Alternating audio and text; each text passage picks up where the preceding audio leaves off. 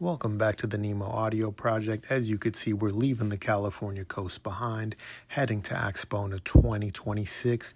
This year, what I decided to do for the first video, because I always do two videos. The first video is just going to cover the brands that I've worked with in the past, brands I'm a big fan of. You can see we're touching down in Schaumburg, Illinois.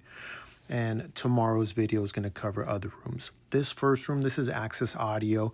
Look at those speakers, incredible. Look at that AccuPhase just everywhere, incredible stuff. This is the company that loaned me the Franco Serblin Accordo bookshelf speaker that I reviewed maybe about 2 years ago now, and that was just an expensive speaker, but absolutely artisan grade. And this of Buchart E50 on display. I wanted to see the S400 Mark III. It wasn't ready yet. They do have the Billy Amp Mark III powering those Buchart E50s, and that was a fantastic combination. Here you could see a cutaway of the E50. Morel, you guys know I'm a big fan. They had a powered version of the Avira Tower on display, as well as their higher end speaker. Take a look at that finish. I was really impressed by the way that speaker looked. Mon Acoustics, you guys know I'm a big fan. New Platamon Mark II. You guys know I bought the Platamon, the original ones, after the review. That's how much I love them. Billet aluminum cabinet, custom German-made drivers. Mon Acoustics does not play games when they make speakers. This is a Dyn Audio room. They have one of their flagship towers. This room had a lot of sound power. I'm a big fan of the Dyn Audio sound. The way they bring detail out of the recording while being easy on the ears is incredible. Totem here, listen, if you want a slim tower with tons and tons of sound power that sounds massive, that is what Totem brings to the table, and they do an incredible job. This is another set of Totem towers. They had like a two-part room. Totem build quality and the sound power you get for the size is incredible. SVS Micro 3000 Revolution. You guys wanted to see it. I saw it. I heard it. I filmed it. They also have their Ultra Evolution towers on display. And just hold on, guys. I even got a cutaway video of the new 3000 Revolution, the Micro. You guys are gonna be real. You're gonna like. Look at this. Look at this. They did a cutaway with the plexiglass. We could see those dual 9-inch drivers. That 1200 watt RMS plate amp. Yes, I'm getting a review sample. I'm one of the first people on the list. I already confirmed it with them, but I thought this was so cool to see this cutaway. I would love to see more brands do something like this. Let us see the insides. Brunoco. This is the 300B version of the amp I reviewed. Underneath it is the 6L6 that I did review. I love Brunoco tube amplifiers, tons of air, space, and separation. And if you want an amplifier that just makes your sound massive, that's what they bring to the table. They just do such a good job. Why do I have two videos showing Brunoco? Well, Nemo Audio Project, not a professional reviewer. I probably didn't realize I filmed it twice. It is what it is. You get to see it twice. Maybe I just like it that much that I filmed it a second time without realizing. They also had these really high sensitivity speakers on display. The whole room was great. Neil Blanchard Designs.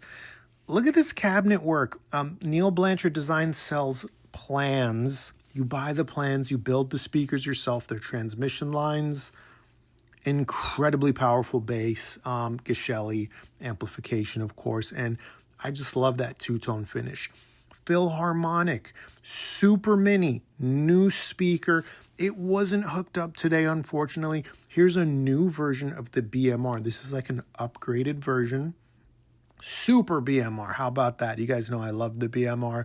Hopefully I'll get to check this one out. They did have the BMRs playing, as well as what I believe is a new tower. But you guys know Nemo Audio Project doesn't really review towers, but I still wanted to film it so you guys could check it out. And as always, the finish, oh my God. ELAC, had to stop by ELAC. You guys know I reviewed their DB63 bookshelf speaker. It is easily the $500 pair of speaker benchmark. It is so fantastic. I also covered their Varo subwoofer with its automatic room correction. And I do hope to move up the ELAC chain and maybe review one of their more expensive bookshelf speakers. This was, I believe, a new tower they had. Just, I mean, look at the shape of it when I pan right here. And the driver complement is just a lot of interesting stuff going on. The sound coming out of it was really nice too. Oh my God, new Dyne Audio speaker, the Legend, that's what it's called. Not cheap, $7,000 a pair, but look at that woodworking. This is supposed to be, I believe, their highest end components in a beautiful small form factor, and this speaker took my breath away. Here is another Dyne Audio area where they had some flagship bookshelf speakers on the stands. Look, Dyne Audio rooms always sound fantastic. Here's a better little close-up. This is just such a good-looking speaker. Maybe I'll review it at some point. Atoll and Atome, you guys, look, big fan of this brand.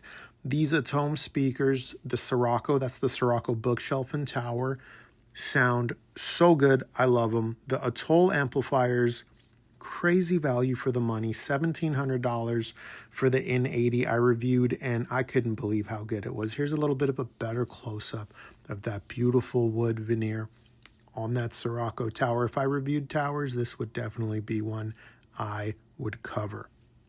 Arundel displaying the 1610 tower. Yes, this room was loud and it had a tremendous amount of sound power. When walking up to this room, you would think they had a pair of subwoofers, like big ones. So much pressure was coming out of this room. Oh my God. RBH, interesting speaker with a composite cabinet.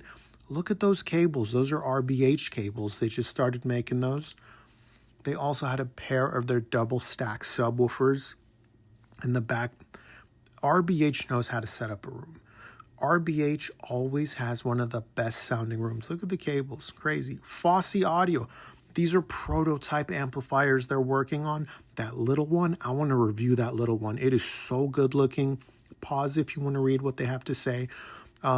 Also, guys, when I reviewed Fosse's SP601 bookshelf speaker, the $400 one, you guys wanted it in black. They got it in black now.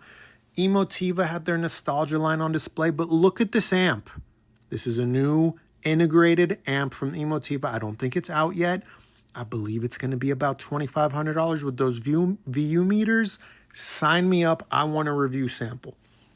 The nostalgias were a little bit bigger than I expected.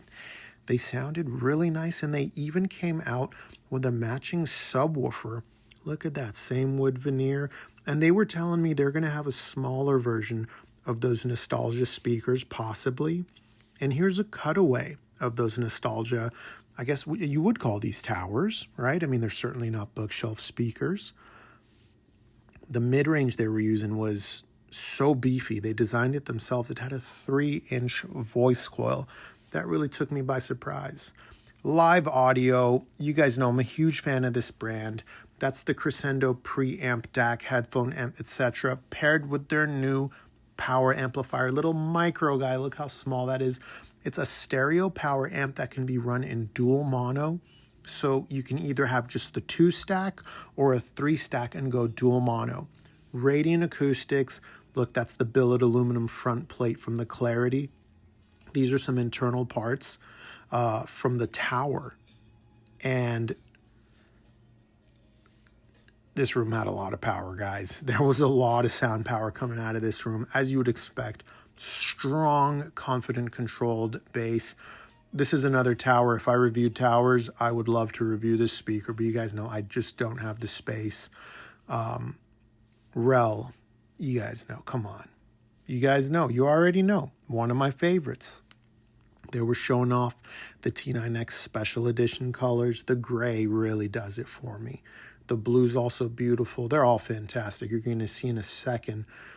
Next door, they had another room with a 6-pack in it. Yeah, it was incredible. Here, its lighting wasn't great. Sorry, guys. Carbon Limited on the bottom. I believe S850 on top. And even the, Carbon Black Label. Carbon Black Label, the double stack big boy. Don't ask me to review, guys. It's way too heavy. Look at this 6-pack of S550s, I believe it was. Guys, if you haven't heard of Six Pack, there's nothing like it. The sense of scale and what it does to the rest of the presentation is incredible. And they're not using bass shy speakers either. Those are Wilsons. Wilson speakers, even the little ones, quote unquote little ones, bring a ton of bass to the table. Hagel showing out with Kef blades. This is like endgame stuff, right? Hagel makes a fantastic amplifier, guys. And they have a lot of them at different price points here. In this room, they had like just all their components laid out. So I just figured, you know what, I got to do a little panning shot, showing you everything. They've got all the different size amps, and, you know, they also have a CD transport, I believe. And Hagel's just a brand that it's hard to find anything you disagree with. Wire World, I haven't made the review yet, but I do have some Wire World cables. They make great stuff. If you have questions, if you don't know what cable to buy, guys, reach out to Audio Excellent, audioexcellent.com. It's owned by a guy named Boris. He is a Wire World distributor and just really knows his stuff when it comes to cables. He'll get you sorted, whatever your budget is, whether it's a couple $100 or a couple $1,000. He'll ask you some questions and just get you set up with the correct cable for your needs, for your musical tastes. Look, that's the video for today. Thank you for tuning in, everybody. I really do appreciate you guys. Tune in tomorrow for part 2.